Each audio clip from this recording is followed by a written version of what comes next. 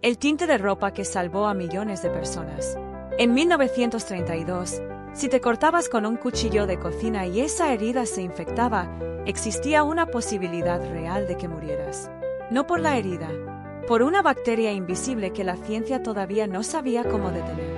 Y la solución a ese problema no la encontró un médico buscando una cura, la encontró un patólogo alemán, probando tintes para ropa.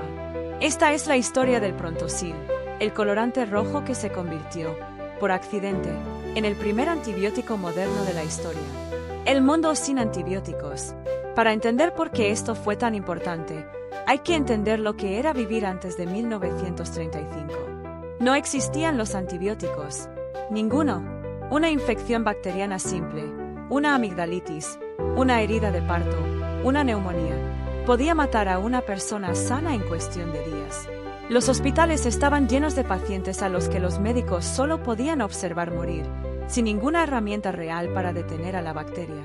La cirugía era un juego de azar, no por la operación en sí, sino por lo que venía después, cuando una infección postoperatoria podía acabar con todo. El mundo necesitaba desesperadamente algo que matara bacterias dentro del cuerpo humano sin matar al paciente en el proceso. El Giro, un químico que no buscaba medicina. En los laboratorios de Bayer, en Alemania, un equipo llevaba años probando compuestos con un objetivo completamente distinto: crear tintes industriales, colorantes para textiles.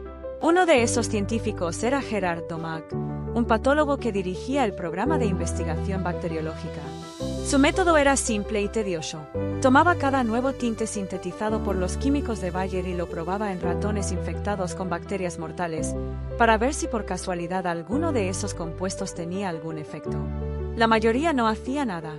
Pero en 1932, un compuesto llamado Prontosil, un tinte de color rojo intenso, hizo algo que ningún otro había hecho antes. Los ratones infectados con estreptococos, que deberían haber muerto, sobrevivieron. Domack repitió el experimento una y otra vez. El resultado se mantenía. Había encontrado, sin buscarlo directamente, la primera sustancia capaz de curar una infección bacteriana desde dentro del cuerpo. La prueba más dura, su propia hija. Pero la ciencia necesitaba una prueba en humanos, y aquí la historia da un giro personal. En 1935, la hija de Domack, Hildegard, se pinchó accidentalmente con una aguja mientras cosía. La herida se infectó con estreptococos. La infección avanzó rápido, y los médicos hablaban de amputarle el brazo para salvarle la vida.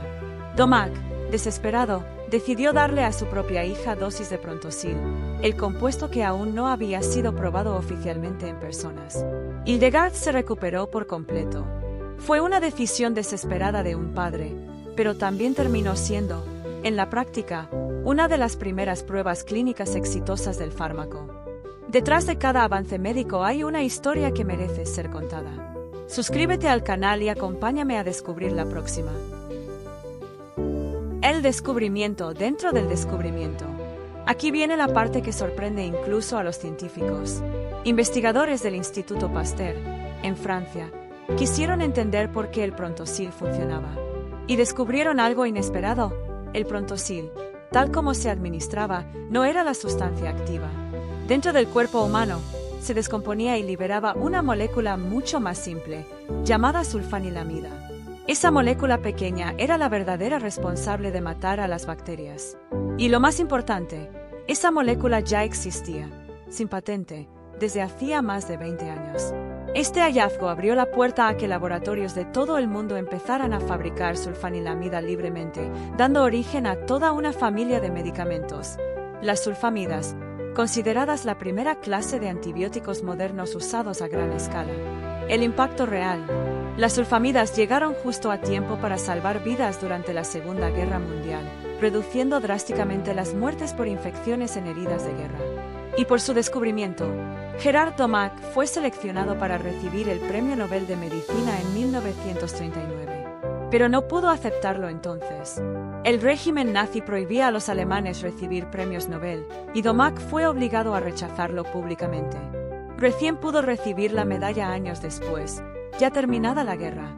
Concluyendo este descubrimiento, todo empezó como un intento de crear un mejor tinte para ropa.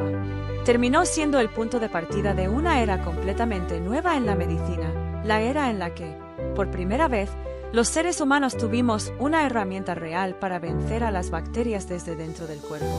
El Prontosil no resolvió el problema por sí mismo, pero abrió la puerta que, unos años después, la penicilina terminaría de cruzar.